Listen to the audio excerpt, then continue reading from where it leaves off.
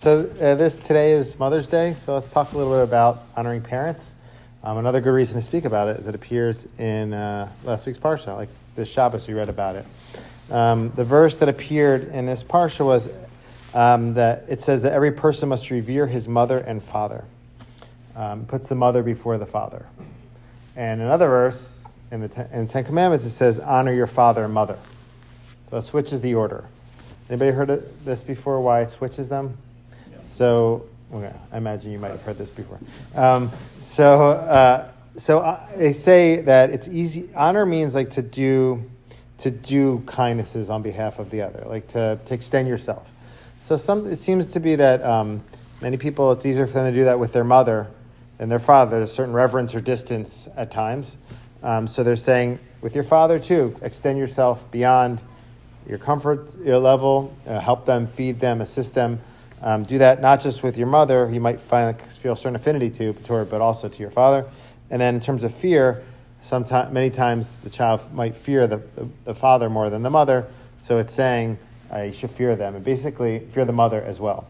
That's why it puts the mother first in terms of fear. So basically, there's a mitzvah of have reverence, a mitzvah of giving honor, and so they're different. The mitzvah of giving honor, kabed, is any way we can help our parents. Driving them places, helping them with their bills, assisting them, making a phone call to make them feel good. Whatever we can do to extend ourselves toward them. Fearing them means not calling them by their name, not sitting in their seat, not contradicting them in a blatant way. And so that's a way of showing reverence. So both of these apply both to the mother and the father. I want to share just a few interesting insights connected to this. So many mitzvahs that we do have a blessing when we do them. An example is tefillin. You make a bracha over a tefillin. Take sitting in the sukkah. There's different mitzvahs that you say a bracha over. We don't say a bracha over honoring our parents. What would be the reason? What could be a possible reason why we don't do that? Yeah. You're doing it all the time. So correct. So I saw a website that said every day is Mother's Day, Father's Day. I don't know. But basically, you have all day, every day, you have this mitzvah to honor your parents. A pushback against that approach is learning Torah. You're supposed to be learning all day, yet we make a bracha over the Torah. So that's a good direction. Any other directions? Yeah. We usually don't make a bracha on interpersonal mitzvah. Okay. So. Well, okay. So that definitely, I'm trying to think of if there's some that might not fit into that category. I mean, marriage is the only one I can think of that. Yeah.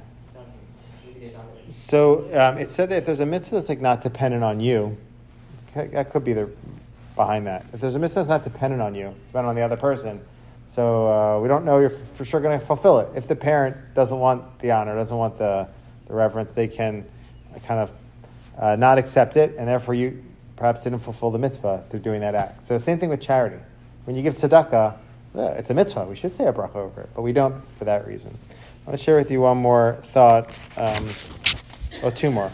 It says we get long life if we do this mitzvah. So the question is, why do we get long life? These two insights are from Dennis Prager.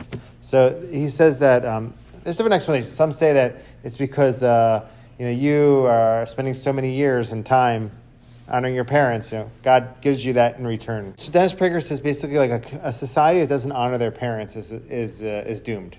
You need to have that connection to the previous generations. So it's basically saying overall, there will be longer life in the society if there's honor for the parents. I thought that was a nice explanation. Here's another piece where he says, honor. The language of honor or reverence, it doesn't say love. In last week's parsha, we had love your neighbor as yourself. It doesn't say love your parents.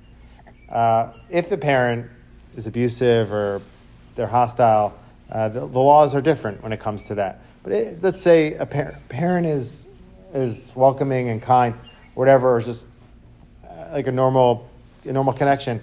One's obligated to honor them. Now, one's not obligated to necessarily love them. It's not dependent on your love. You may not feel it. You may not feel connected. You may, whatever. The mitzvah is to give them honor and respect nevertheless. And I saw it being I saw on a website, it says like this, I think it was Eshet Torah.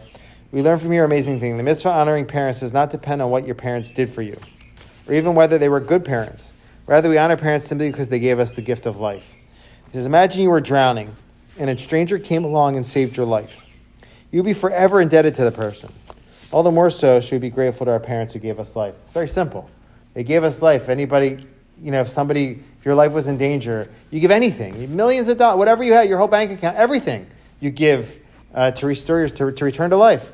Our parents gave us life. They gave us life, so we have to honor them. Now, there's a way to honor them in their lives and after they pass away. After they pass away, we speak about them in a venerable way. We say, Alav Hashem, Alei Shalom. We say Kaddish, Yizkor, give tzedakah in their honor, dedicate something in their memory, learn in their honor. In many ways, the mitzvah continues even after they pass away as well. So it's a very important mitzvah. There's a long life that's promised with this mitzvah, and the mitzvah applies all the time, whether we feel the love or not.